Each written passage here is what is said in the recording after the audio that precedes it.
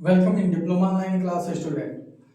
मैं Gyan Pratap Srivastava, mathematics applied second, ठीक है, अप्लाइड मैथमेटिक्स सेकंड लेकर प्रस्तुत हूँ। और आप जानते हैं अप्लाइड मैथमेटिक्स सेकंड जो है बहुत ही इम्पोर्टेंट है, क्योंकि आप फर्स्ट का एग्जामिनेशन दे चुके होंगे और आई होप आपने बहुत अच्छा किया होगा और बहुत अच्छा रिजल्ट भी आपका आएगा। देखिए, अब सेकंड के बारे में हम देखते हैं तो सिलेबस इसका क्या है उसका जो है एक्सप्लेन किया जाएगा, और उसके साथ साथ इसमें जो है फर्स्ट चैप्टर हम स्टार्ट करेंगे। लेकिन आपको मैं बता दूं, यह जो है लेक्चर यूट्यूब पर भी होगा। यूट्यूब पर 2 लेक्चर प्रति सप्ताह या 3 लेक्चर प्रति सप्ताह आएंगे। लेकिन अगर आपको इसे कंटिन्यूअस एक साथ पढ़ना है तो आपको जो है ऑनलाइन डिप्लोमा ऑनलाइन क्लासेस में ऐप है डिप्लोमा ऑनलाइन क्लासेस का, उस पर जाकर आप जो है इसे परचेज कर सकते हो और 149 रुपीज में। और आपको वहां पर देखिए इससे रिलेटेड पूरे नोट्स मिलेंगे, ठीक है। और इसके साथ साथ जो है बोर्ड के जो सेमेस्टर सोल्यूशन पेपर होते हैं, 5 सोल्यूशन पेपर 5 क्वेश्चन पेपर मिलेंगे और उनके 3 सोल्यूशन पेपर आपको सॉल्व मिलेंगे, ठीक है। तो ये सुविधाएं आपको वहां पर मिलेंगी। इसके साथ बहुत से इंपॉर्टेंट क्वेश्चंस जो एक्स्ट्रा करवाए जाएंगे वो वहां पर उपलब्ध होगा। तो आप 149 रुपीज में इसे परचेज कर सकते हैं डिप्लोमा ऑनलाइन क्लास ऐप पर, ठीक है। और इसके साथ साथ यूट्यूब पर जो है आपके लिए रहेगा ही, और सप्ताह में 2 या 3 बार जो है मैं यूट्यूब पर उपस्थित रहूंगा।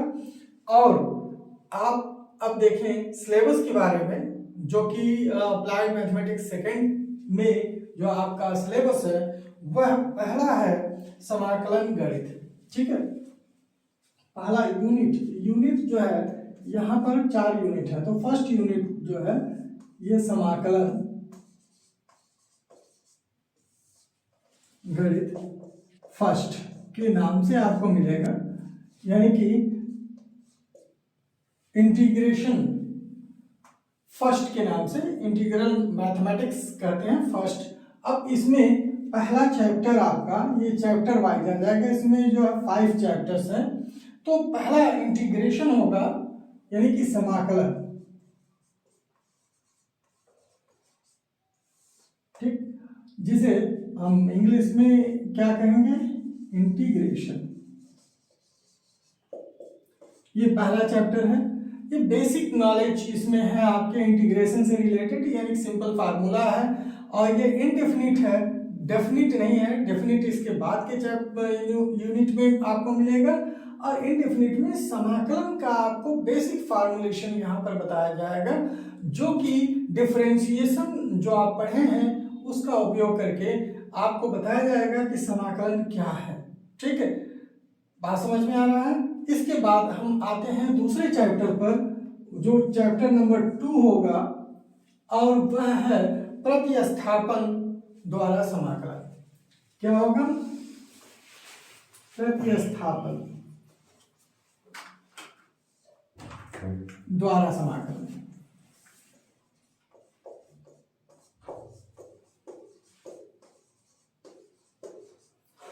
यानी कि यहां पर integration by substitution method, integration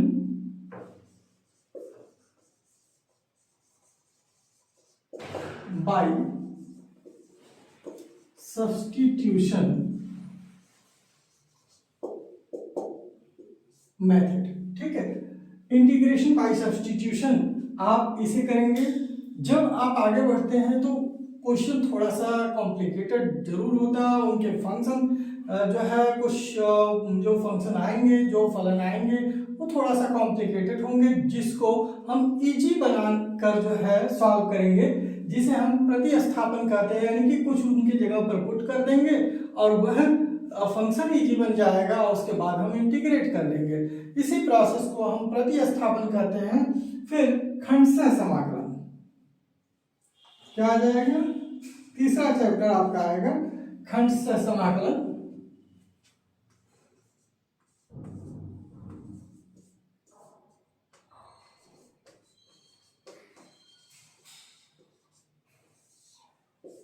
यानी कि इंटीग्रेशन बाय पार्ट्स, ठीक है, इंटीग्रेशन बाय पार्ट्स।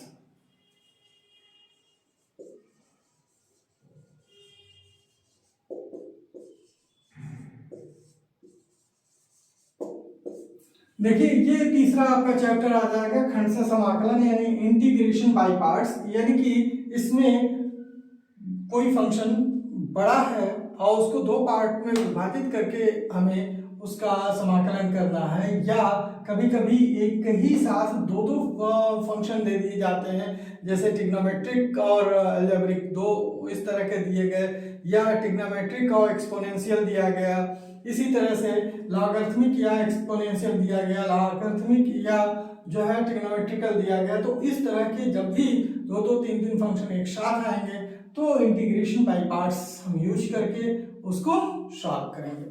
अब आपका आ जाता है आंशिक भिन्नों द्वारा समाकलन।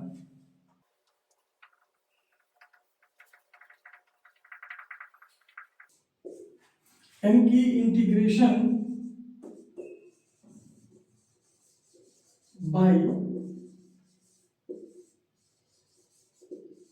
Partial fraction, integration by partial fraction.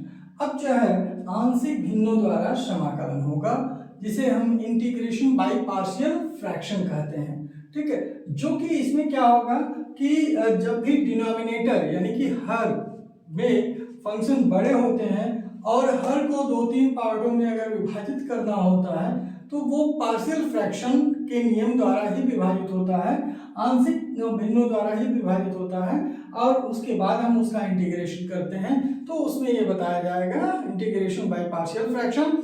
आप जो है इस चीज को बाय नेम आप समझ लो कि क्या किस जो है चैप्टर को कहते हैं और उनके क्या खूबियां हैं, यानी कि वो किस तरह से जो है इनकी प्रॉपर्टी ही तो है ये जो नेम में दिए हुए हैं। वो आधा प्रॉब्लम तो वहीं सॉल्व हो जाता है जब आप ये समझ जाते हो कि हमें समाकलन कैसे करना है, ठीक है, क्योंकि समाकलन आपको यही फर्स्ट चैप्टर में ही अच्छे से समझाया जाएगा, इंटीग्रेशन अच्छे से समझाएगा जाएगा, उसके बाद जो है अलग अलग फंक्शन के अनुसार अलग अलग उसे समझाए जाएंगे, ठीक है। और चैप्टर 5 इसमें जो इस यूनिट में आता है उसे हम कहते हैं कुछ विशिष्ट समाकलन, यानी कि इसमें कुछ इम्पोर्टेंट या स्पेशल जो है समाकलन होते हैं जो कि इन सभी के एक कह सकते हो मिक्सअप हो जाते हैं, यानी कि कोई पर्टिकुलर एक विधि नहीं होती है उनकी, तो उसे हम जो है क्या कहते हैं सम स्पेशल इंटीग्रल, ठीक है। तो चलिए सम स्पेशल इंटीग्रल या कुछ विशिष्ट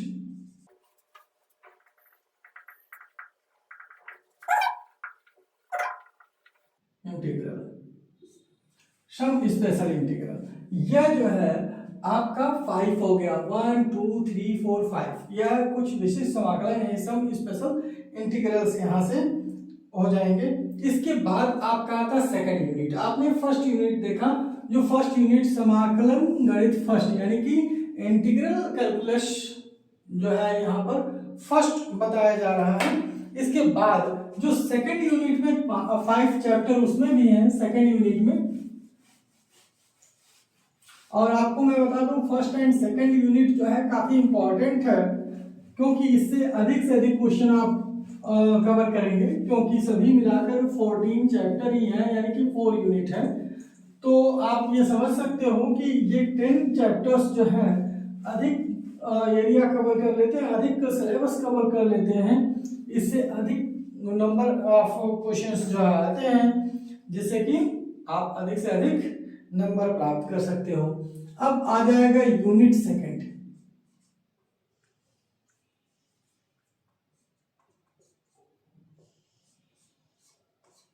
यूनिट सेकंड यानी कि समाकलन गणित second, integral calculus second.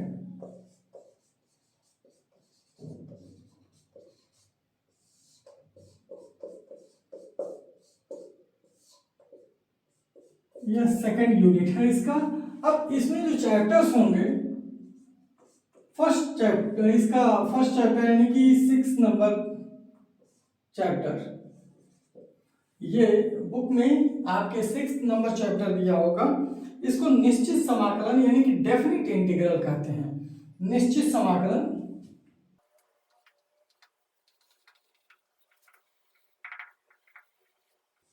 Definite integrals कहते हैं।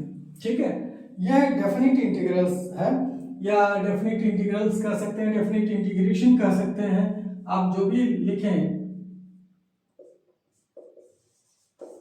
ठीक है, निश्चित समाकलन। अब जो है चैप्टर 7 ये आ जाएगा समाकलन के अनुप्रयोग यानी कि एप्लीकेशन ऑफ इंटीग्रेशन। ये निश्चित समाकलन क्या होगा, इसमें डेफिनिट यानी कि उसकी लिमिट दी रहती है, यानी कि लिमिट कैसे लगाते हैं हम, अगर इंटीग्रेशन का ये जो है सिंबल है और यह मान लीजिए f(x) कोई फंक्शन है और dx, यानी कि इस जो यस आकार का सिंबल बनता है और dx के बीच में जो फंक्शन लिखे होते हैं उसी को हमें इंटीग्रेट करना होता है। और यह लिमिट कैसे दिए जाते हैं, लोअर लिमिट यहाँ मान लीजिए 0 to पाई कर दिया या π/2 कर दिया, तो ये lower limit to upper limit यह लिमिट होता है। तो इस तरह के सिंबल जब आएंगे तो इसका मतलब ये डेफिनिट इंटीग्रल है। ठीक है, क्योंकि इसमें लिमिट दिया रहेगा। अगर केवल सिंपली आप जो है यह यस आकार का आपका सिंबल है और f(x) dx ये हो, तो इसका मतलब है यह इनडेफिनिट इंटीग्रेशन, क्योंकि इस पर कोई लिमिट नहीं दी गई है। ठीक है, तो अब ये आप जान लें, निश्चित समाकलन डेफिनिट इंटीग्रल को कहते हैं और इसका सिंबल इस तरह से होगा। अब इसके साथ साथ इसी से रिलेटेड क्वेश्चंस जो है एप्लीकेशन में भी आएंगे और यह समाकलन के अनुप्रयोग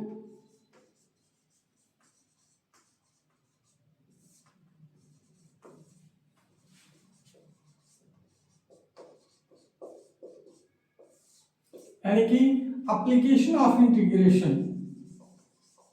एप्लीकेशन ऑफ इंटीग्रेशन ये होगा समाकलन के अनुप्रयोग यानी कि application of integration. And chapter 8 ये हो जाएगा मीन यानी कि आंशिक समाकलन, मध्यमान जो कि यह जो है, पहले इसके बारे में बता देते हैं समाकलन के अनुप्रयोग। इसमें जो आपको पढ़ना है किसी भी जो है फिगर जो कि कर्व का है या रेक्टिलिनियर है, जो भी फिगर्स हैं उनके जो है लेंथ को निकालना। ठीक, उसके साथ साथ उन फिगर्स के जो है एरिया निकालना, जैसे मान लीजिए कोन है, ठीक है, या सिलेंडर है या जो है स्फीयर है, उन सबके जो है कर्व सरफेस एरिया निकालना। ठीक है, टोटल सरफेस एरिया निकालना। इसके साथ साथ जो एरिया के लिए आपका 2 डायमेंशन फिगर है, जैसे आप कर सकते हैं कि एलिप्स है, पैराबोला है, ठीक है, यानी कि दीर्घवृत्त, परवल है, और इस तरह के जो आकृतियां होंगी उनके जो है आपको एरिया निकालना है। ठीक, और उसे जो है बाउंड्री निकालनी है उसकी, या आप फिर वॉल्यूम पर आ जाए, वॉल्यूम जो निकालना होगा, जैसे हमने कोन कहा या सिलेंडर कहा या क्यूब कहा, तो इस तरह के जितने भी फिगर होंगे उनके एरिया, वॉल्यूम एंड लेंथ निकालने के लिए जो है इसका उपयोग किया जाता है, जिसे डेफिनिट इंटीग्रल का उपयोग है। तो इसीलिए समाकलन के अनुप्रयोग के नाम से चैप्टर है, काफी इंपॉर्टेंट चैप्टर है और यहाँ से बहुत अच्छे नंबर प्राप्त कर सकते हैं आप। ठीक है, इसके बाद मध्यमान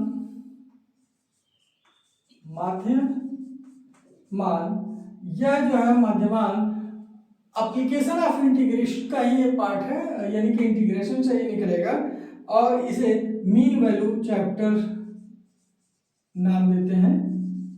लेकिन आप मीन वैल्यू मध्यमान ये स्टैटिस्टिक्स का ना समझें, यह इंटीग्रेशन की ही वैल्यू से निकलेगा। और इसके बाद इसमें सिम्पसन का भी प्रयोग होगा जो कि आप में है, ठीक है, तो उसको भी पढ़ाया जाएगा। इसके साथ साथ आंकिक समाकलन, जिसमें सिम्पसन का प्रयोग है, आंकिक समाकलन, क्योंकि इसके बाद ही जो है सिम्पसन्स यूज होंगे मध्यमान जब आप निकालेंगे, तो आंकिक समाकलन यहां पर आएगा।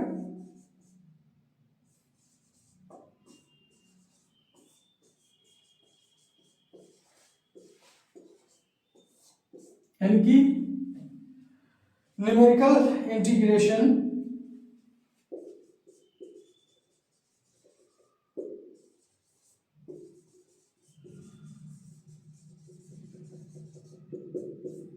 ये न्यूमेरिकल इंटीग्रेशन होगा। इसमें आप देखें सिम्पसन्स यूज होंगे, ठीक है। सिम्पसन के थ्योरम जैसे 1/3 है, 3/8 है, एंड सिम्पसन्स का जो है थ्योरम तीनों जो यूज होते हैं वो यहाँ पर बताए जाएंगे, ठीक है। और मध्यमान जो है आप चूंकि समझ चुके रहोगे तो ये लगाना आसान हो जाएगा। मध्यमान का केवल यही यहाँ रोल है, एक दो क्वेश्चन कभी कभार आ जाते हैं इससे, लेकिन आंकिक समाकलन काफी इंपॉर्टेंट है। तो इंपॉर्टेंट ये आप समाकलन के अनुप्रयोग, आंकिक समाकलन, निश्चित समाकलन, इस तरह क्योंकि गामा फंक्शन इसमें आ जाएंगे। निश्चित समाकलन में भी एक नया जैसे जो है कुछ आप लोग जैसे निश्चित समाकलन बहुत बच्चे पढ़े होते हैं तो समझते हैं कि हमारा तो कंप्लीट हो गया, लेकिन इसमें एक फंक्शन और आ जाता है जो कि गामा फंक्शन होता है, ठीक है। तो ये इस चीज को ध्यान रखें कि उसमें वो छूट जाता है कभी कभी बच्चों का, तो उसे कंप्लीट करें। और चैप्टर 10 जो कि बहुत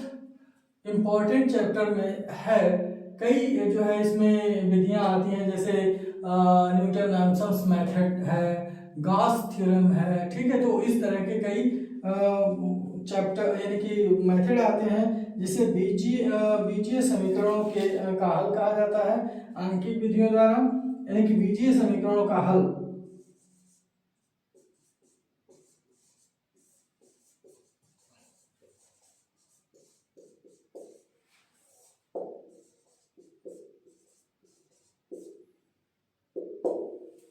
यानी कि किस मेथड द्वारा? आंकिक विधियों द्वारा।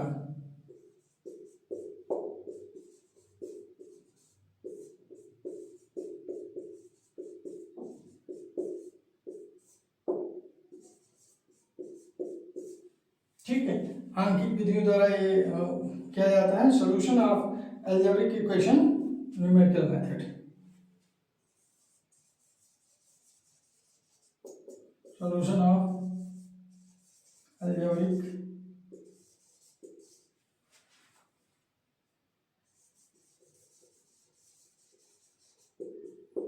Equation, solution of algebraic equation. आप अलजेब्रिक इक्वेशन का सॉल्यूशन करते हो एंड बाय न्यूमेरिकल मेथड।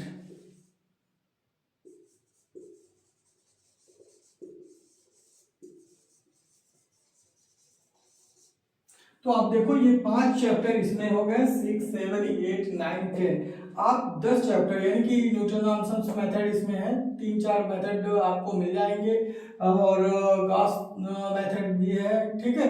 तो जो है यहाँ पर आपको ये पूरा समझ में आ गया होगा कि आपको क्या क्या पढ़ना है समाकलन गणित सेकंड में। समाकलन गणित फर्स्ट का भी मैंने बता दिया, उसमें पूरे पूरे इंडेफिनिट इंटीग्रेशन के जितने सॉल्यूशन हैं लगभग वहां पर मिलेंगे। अब जो है आपका नेक्स्ट यूनिट आ जाता है यूनिट 3।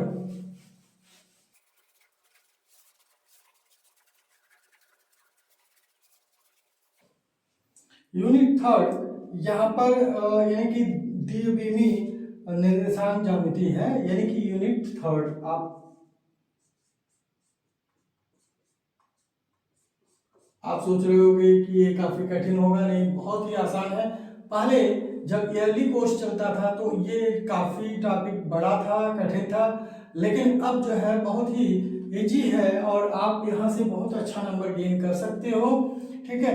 जो कि इस यूनिट में द्विविमीय निर्देशांक ज्यामिति है, द्विविमीय निर्देशांक ज्यामिति।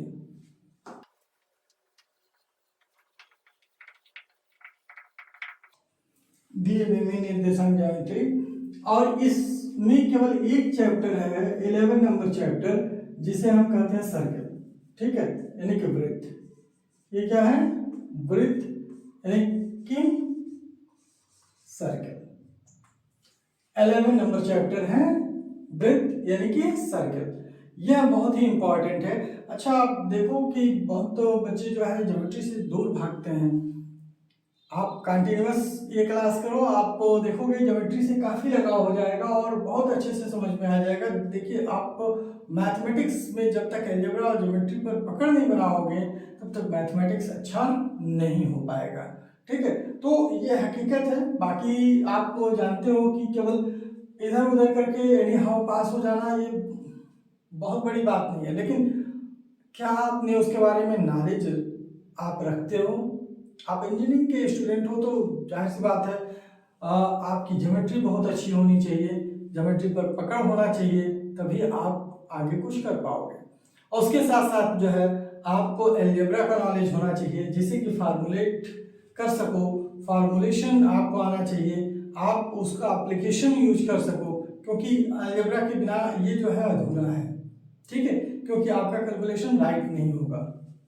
नेक्स्ट यूनिट देखिए, यह यूनिट 3 में केवल एक ही चैप्टर है जिसे वृत्त कहेंगे, और यूनिट 4 में आपके 3 चैप्टर और मिलेंगे। यह त्रिविमीय जो है ज्योमेट्री आपकी हो जाएगी। यह त्रिविमीय ज्योमेट्री,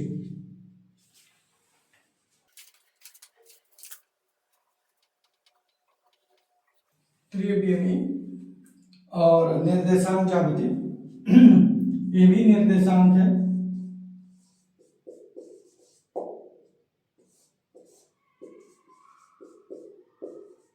देखिए, यहां पर एक शब्द दिया हुआ निर्देशांक ज्यामिति, यानी कि कोऑर्डिनेट एक्सिस जो होते हैं, एक्सिस कोऑर्डिनेट उसके यूज होते हैं इसमें।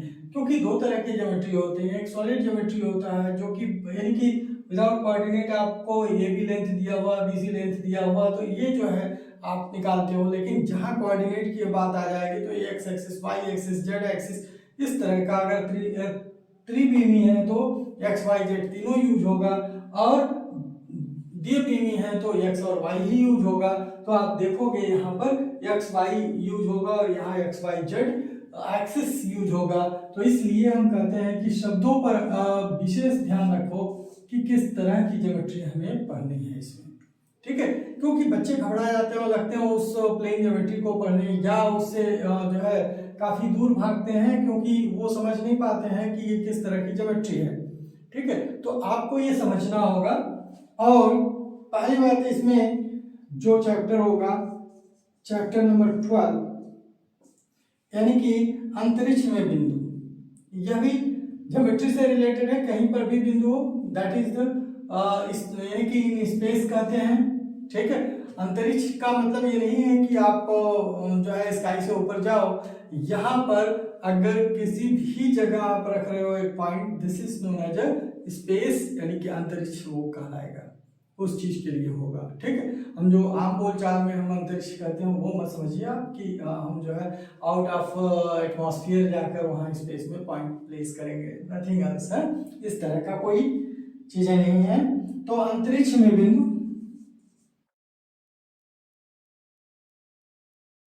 यानी कि point in space, point in space. ठीक है, नेक्स्ट चैप्टर नंबर 13 जो है वो है समतल, यानी कि प्लेन। यह प्लेन जो है यानी कि समतल, जैसे कोई भी सरफेस है, प्लेन है, समतल है, तो यह प्लेन या समतल, ये भी कोऑर्डिनेट का ही यूज होगा। ठीक है, इक्वेशन ऑफ प्लेन लिखने के लिए, ठीक, और उससे रिलेटेड क्वेश्चंस किए जाएंगे। अब यहाँ पर आ जाता है chapter number 14, and this is the last chapter of this unit and this course. ठीक, इस पूरे अप्लाइड मैथ सेकंड का लास्ट चैप्टर है, और यह है सरल रेखा, सरल रेखा यानी कि स्ट्रेट लाइन।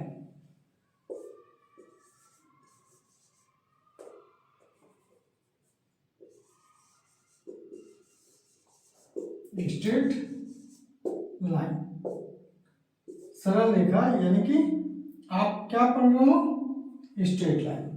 तो आप जरा यहाँ पर ध्यान दोगे कि यह स्ट्रेट लाइन है यानी कि सरल रेखा, वास्तव में ये नेम जैसे सरल है वैसे ही है, लेकिन हाँ इसमें बहुत ही आपको अटेंटिव रहना पड़ेगा इन क्वेश्चंस के लिए इनके, क्योंकि ये आदि क्वेश्चन भी आते हैं और आपको काफी समझ कर ही इसे सॉल्व करने होंगे।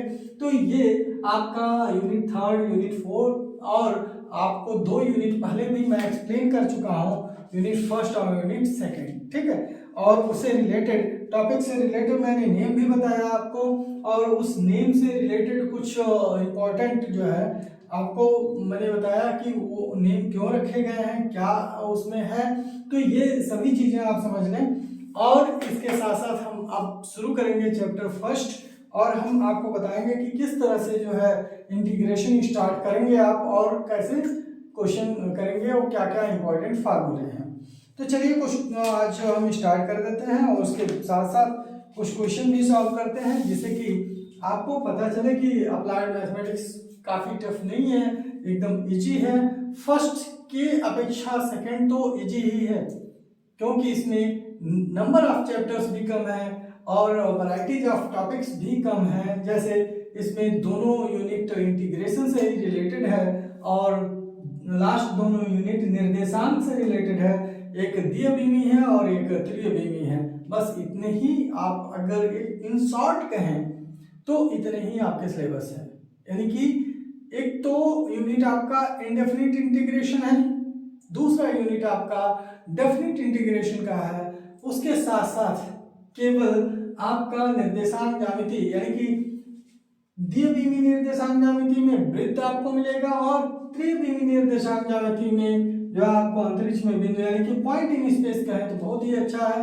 पॉइंट इन स्पेस यानी कि कहीं पर एक पॉइंट है, तो त्रिअभिमी होने की वजह से एक्स वाई जेड यानी कि लेंथ ब्रेथ और हाइट के रूप में भी हम ले सकते हैं।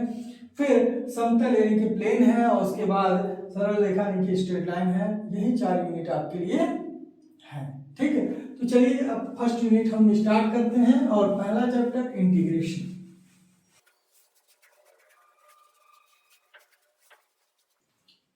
और आप अगर शुरू से पढ़ते हैं, ध्यान देते हैं, तो श्योर एंड सर्टेन इसमें बहुत ही अच्छा नंबर निकल जाएगा और बहुत ही अच्छे से आप इसे कवर कर पाएंगे।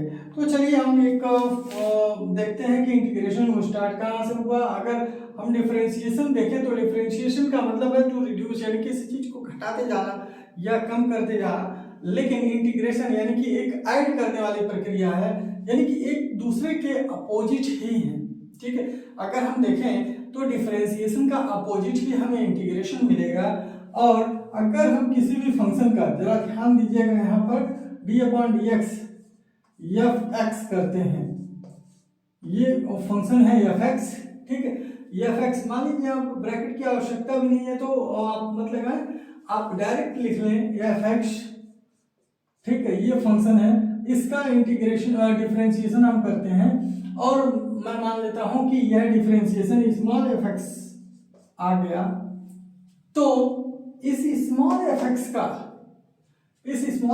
का अगर हम इंटीग्रेशन करें f(x) dx, हमने आपको बताया था इंटीग्रेशन का जो सिंबल होगा वो एलोंगेटेड एस आकार में होगा, यानी कि एस को एलोंगेट कर दिया गया, थोड़ा सा बढ़ा दिया गया, तो यस आकार में होगा और इसके लास्ट में dx यानी कि जिसके सापेक्ष आपको इंटीग्रेशन करना होगा, क्योंकि dx dy dt यह डिफरेंट यानी कि लगते हैं, ये डिपेंड करता है कि फंक्शन किसके सापेक्ष इंटीग्रेट हो रहा है। जैसे आपको डिफरेंशिएशन में पढ़ाया भी गया होगा कि किसके सापेक्ष उसका डिफरेंशिएशन हो रहा है। आप लिखते थे ना differentiate with respect to X या differentiate with respect to Y, differentiate with respect to theta, ये सब चीजें हैं, तो वही चीज dx के साथ भी है, ठीक है। अब अगर इसका इंटीग्रेशन हम करते हैं तो वही जो डिफरेंशिएशन जिसका किए थे एकदम वही चीज प्राप्त होगा, प्लस c क्या है, ये आर्बिट्रेरी कांस्टेंट है, ये कांस्टेंट है, ठीक है। इंटीग्रल कांस्टेंट कहते हैं इसे, हर एक क्वेश्चन में हम लगाएंगे, ये आप ध्यान रखिएगा। कब लगाएंगे, जब इनडेफिनिट यानी कि अनिश्चित समाकलन कर रहे हो, ठीक है। यानी कि समाकलन में कौन सा समाकलन कर रहे हो, निश्चित समाकलन ना हो, अनिश्चित समाकलन हो, जैसे chapter first second third fourth fifth में पढ़ाया जाएगा तो अनिश्चित है, और डेफिनिट वाला समाकलन निश्चित है, वहां पर सी लगाने की आवश्यकता नहीं होगी। लेकिन जब भी यहाँ इंटीग्रेशन करेंगे तो यहाँ पर प्लस सी लगा लेंगे। This is the important thing, यानी कि डिफरेंशिएशन एफ एक्स हुआ और एफ एक्स का इंटीग्रेशन किए तो वही कैपिटल एफ एक्स आया प्लस सी, क्योंकि यह सी ये बताता है कि कोई भी कांस्टेंट में भी पॉसिबल इसमें जुड़ा रहा हो और डिफरेंशिएशन में कांस्टेंट की वैल्यू 0 हो जाती है तो आप उसको एज सी कंसीडर कर सकते हैं, और बाद में जब वैल्यू निकलेगी तो डेफिनिट लगाएंगे, तो यानी कि डेफिनिट लगाने का मतलब क्या, लिमिट लगाएंगे तो उसकी ऑटोमेटिक वैल्यू आपको प्राप्त हो जाएगी, यही कारण होता है। तो चलिए अब हम कुछ जो है एक दो फार्मूला देख लेते हैं, ठीक है, सिंपल फार्मूला देख लेते हैं और क्वेश्चन कर लेते हैं, उसके बाद नेक्स्ट चैप्टर से नेक्स्ट टॉपिक से हम स्टार्ट करेंगे, यानी कि कल से, तो उसमें पूरे फार्मूले और सब बताया जाएगा। ठीक है, तो अब जो है हम यहीं पर कुछ फार्मूले लिख लेते हैं, जैसे यक्सियन dx, अगर integration of x power n करते हैं तो क्या हो जाएगा, x power n plus 1 upon n plus 1 plus C, यह पहला फार्मूला हो गया आपका।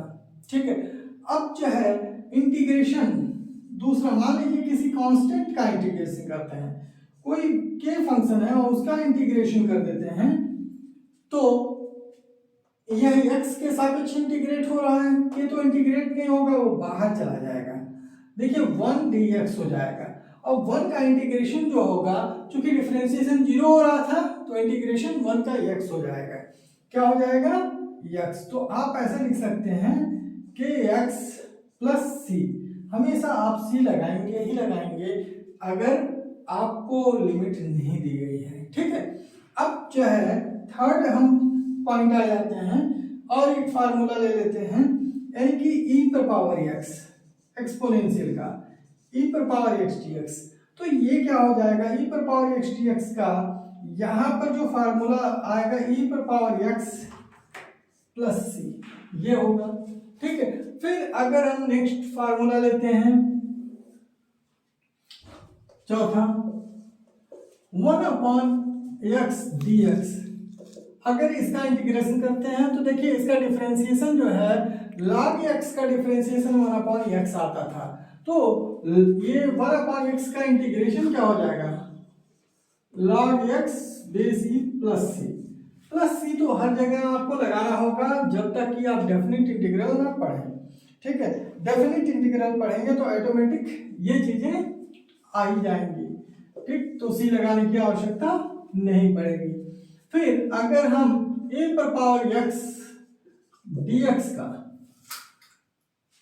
इंटीग्रेशन करते हैं तो a पर पावर x और log a बेस e, ये हो जाएगा a पर power x log a base e और प्लस c, यहां पर आपका ये वैल्यू आ जाएगा। फिर sin x cos x इस तरह का हम लेते हैं, तो नेक्स्ट अगर sin x का इंटीग्रेशन करते हैं dx तो ये हो जाएगा माइनस cos x प्लस सी, क्योंकि cos x का डिफरेंशिएशन माइनस sin x होता है और चूंकि माइनस उधर ले गए तो माइनस cos x प्लस सी हो जाएगा ये। ठीक है, तो sin x का आप ध्यान रखिएगा माइनस cos x प्लस सी, लेकिन अगर यहीं पर आपने इंटीग्रेशन cos x dx का किया तो ये हो जाएगा sin x प्लस सी।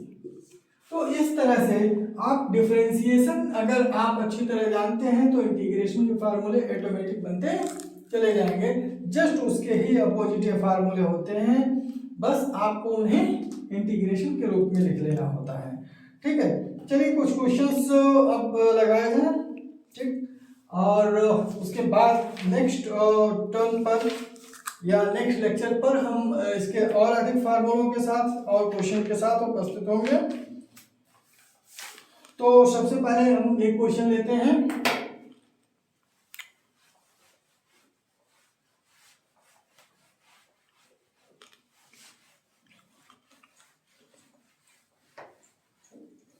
देखें एक्सरसाइज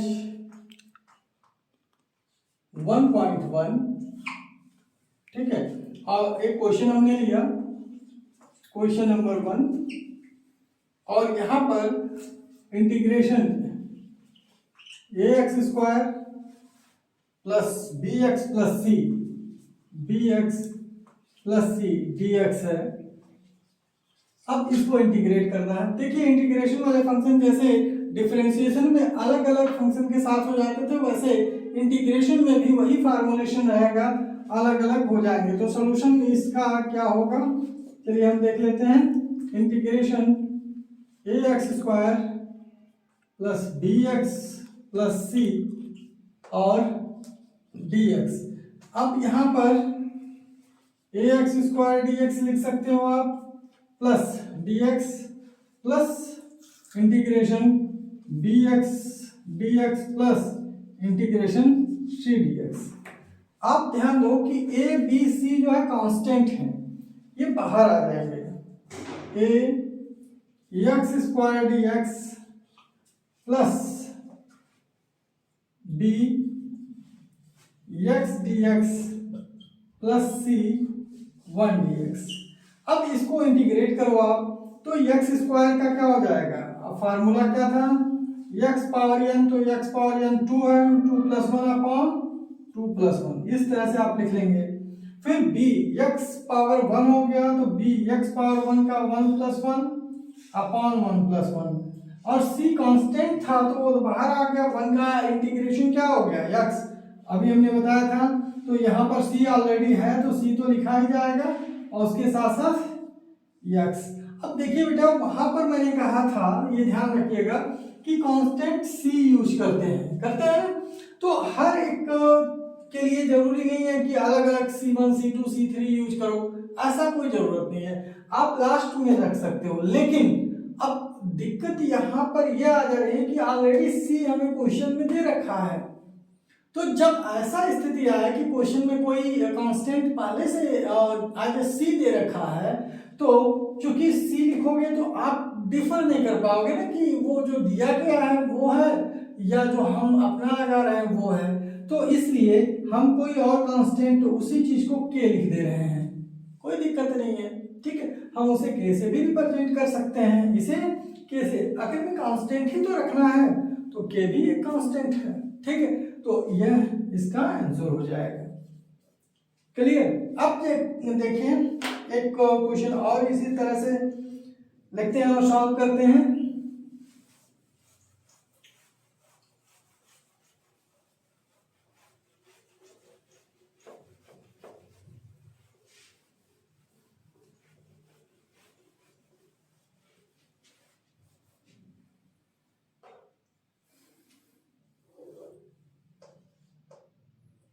क्वेश्चन नंबर 2, और यहां पर integration x cube plus 3x square, integration x cube plus 3x square plus 3x plus 1 dx, ये आपको इंटीग्रेट करना है, ठीक है। ये हमने ले लिया। अब इसका सलूशन हम देखते हैं। Integration x cube plus 3x square plus 3x plus 1 dx, यह है। अब आप इनको अलग अलग फंक्शन के साथ इंटीग्रेट कर सकते हो, तो यहां पर integration x cube dx plus 3 times x square dx, देखिए 3 कांस्टेंट है इसलिए ऑलरेडी हमने बाहर ले रखा, क्योंकि एक स्टेप बचेगा, पहले आप 3x स्क्वायर करें फिर एक स्टेप आगे बढ़ाएं फिर 3 को बाहर लें, इससे अच्छा आपको 3 को बाहर ले सकते हैं, plus 3x dx plus 1 dx, इस तरह से कर सकते हैं। अब जो है इसका इंटीग्रेशन करें तो क्या होगा, x क्यूब यानी कि x power 3 plus 1 upon 3 plus 1, 3 times x power 2 plus 1 upon 2 plus 1, ये बाई फार्मूला यही तो है, पहला फार्मूला जो है लिखवाया गया था x पर power n plus 1 upon n plus 1, ठीक है। तो वही x पर पावर 2 है, 2 प्लस 1 अपॉन 2 प्लस 1, फिर x पर पावर क्या है 3 है, x पर पावर 1 है तो 1 प्लस 1 अपॉन 1 प्लस 1 बहुत ईजी है। और यह x का इंटीग्रेशन 1 का इंटीग्रेशन x हो गया प्लस c। अगर dx की जगह dy होता तो यहाँ y हो जाता, थीटा होता तो यहाँ थीटा हो जाता। जो भी वह इंटीग्रेशन का जो यहाँ पर dx d थीटा dy जो भी रखा वही वैल्यू यहाँ पर आ जाता 1 के इंटीग्रेशन के लिए। ठीक है, तो अब जरा ध्यान दें, x पर power 4/4 plus 3 times x cube upon 3 plus 3 times x power 2/2 plus x plus c। आप इसे लिख सकते हैं 1/4 x पावर 4 प्लस 3 से 3 कैंसिल आउट कर दीजिए, x cube plus 2/3 3/2 x square plus x plus c। ठीक है, और यह इसका आंसर हो जाएगा। तो देखिए इस तरह से आप क्वेश्चन कर सकते हैं।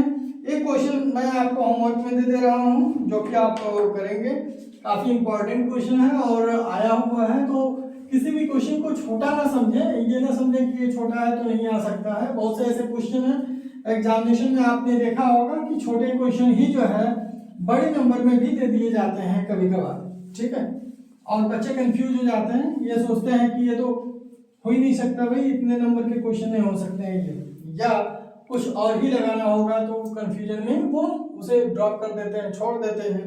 तो ऐसा ना करें।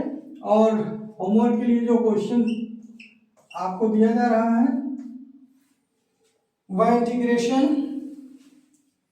1 plus 2x plus x square dx, आप इसे सॉल्व कीजिएगा। ठीक है, और प्रैक्टिस कीजिएगा, जो फार्मूला बताया गया है उस पर भी ध्यान दीजिएगा। फिर मिलते हैं नेक्स्ट लेक्चर में। Thank you.